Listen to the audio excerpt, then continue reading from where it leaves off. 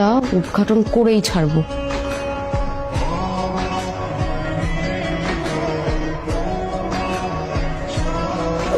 মা, আপনার ছেলে তো এখনো ভালো হয় নাই। কেন, ওর কি নজর এখনো ভালো হয়নি?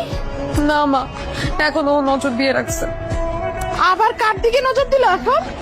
এতদিন তো ও শুধু দুনিয়ার মেয়েদের দিকে নজর দিত, এখন তো এক ধাপ উপরে উঠে গেছে। কোথায়? এখন ও দুনিয়ার নারীদের ছেড়ে জান্নাতের হুরদের দিকে নজর দিছে আম্মা।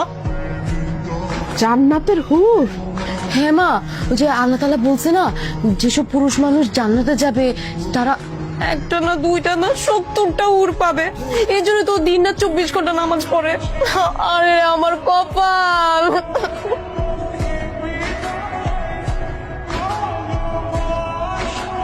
মেয়েদের সন্দেহ এক্সপ্রেস ট্রেনের মতো থামে না, গতি শুধু বাড়তেই থাকে।